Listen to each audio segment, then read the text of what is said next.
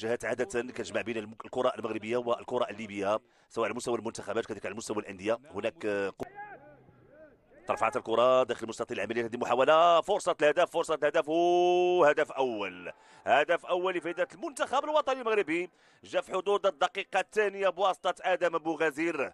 آدم بوغازير كيتمكن من تسجيل الهدف الأول، و تابعنا التمريرة الممتازة والتحضير اللي كان من طرف اسماعيل العود. لاحظوا التمريرة اللي أكيد اسماعيل العود، لاحظوا وضع الكرة بكل هدوء، فراغ كان كبير رياضي في الوقت اللي انطلاقه ديال اسماعيل العود على المستوى الجهه اليمنى، لكن الكره بعيده. اسماعيل العود لاعب فريق فالنسيا الاسباني، لاعب على مستوى دور المجموعات كالفوز امام اوغندا وامام تنزانيا دور ربع النهائي. هذه محاوله تمرير داخل مستطيل العمليات لكن التغطيه حاضره، ممتاز كذلك اللاعب حمزه شلالي. ترجع كره لمحمد كباني، تمريره محاوله خطيره لفائده المنتخب الليبي، حذاري حذاري، والهدف هدف التعادل لفائده المنتخب الليبي. يعني تابعنا انسلال ديال محمد جرود تمكن من انسلال وراء ظهر المدافعين وخذا الكره، دخل داخل مستطيل العمليات، يضع الكره في شباك الحارس ادم مواك، وبالتالي المنتخب الليبي كيتمكن في حدود الدقيقه العاشره من العوده في النتيجه ديال هذا الجوله الاولى. نتابع من جديد، لاحظوا التمريره ثم انطلاقه ديال اللاعب العناصر الوطنيه، تمريره داخل مستطيل العمليات، هذه فرصه لفائده المنتخب الوطني المغربي، الراسيه لكن جانبا، الراسيه تمر جانبا. كانت محاوله لفائده المنتخب الوطني المغربي بواسطه عدنان بوجوفي، تمريره اسماعيل العود، هذه محاوله داخل مستطيل العمليات، والحكم المساعد رفع الرايه، الحكم المساعد كان رافع الرايه. اعلان على نهائيات كاس افريقيا مبكرا.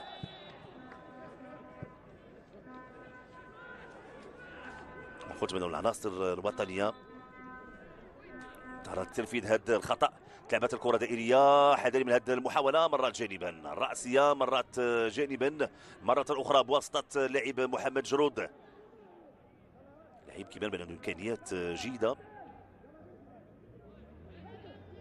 لاعبين كيشكلوا. انطلاقه ديال إليان حديدي، ممتاز إليان داخل مستطيل العمليات، تدخل في الوقت للحكم المساعد رفع الرايه.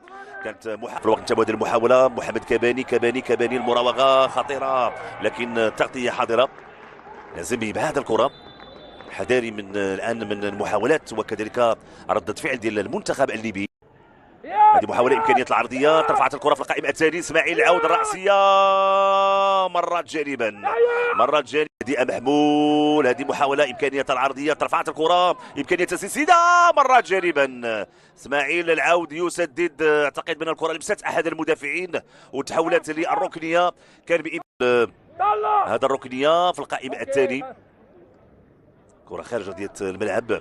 أكيد كتسمعوا التعليمات كذلك ديال المدرب محمد البرايسي مدرب منتخب ليبيا.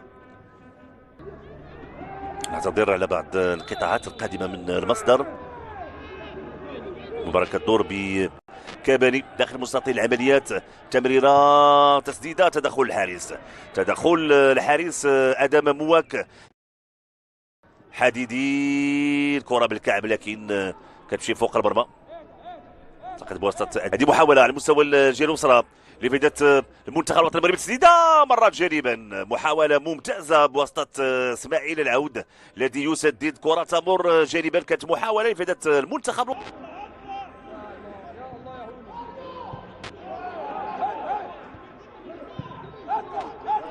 كانت محاوله امكانيه الدخول، بحث عن امكانيه التمرير، لكن الحكم كيعلن خطا ضد المنتخب الوطني المغربي. كان هناك لمسه يد على عدنان بوجوفي. محاوله حديدي، هذه محاوله، فرصه الهدف وهدف ثاني لفائده المنتخب الوطني المغربي، ولكن اكيد هدف بالفعل، هدف صحيح العناصر الوطنيه، ما كانش هناك وضعيه تسلل. المنتخب الوطني المغربي كيتمكن من تسجيل الهدف بواسطه اللاعب ادم بوغازير كيتمكن من تسجيل الهدف الثاني، وكيعطي السبق الان لفائده العناصر الوطنيه وللمنتخب الوطني المغربي. فرحه كبيره للجماهير المغربيه الحاضره. اذا المنتخب الوطني المغربي تمرير على مستوى الجيل اليمنى، محاوله لفائده المنتخب الوطني المغربي الدخول داخل المسطره العمليه، تدخل وابعاد الكره.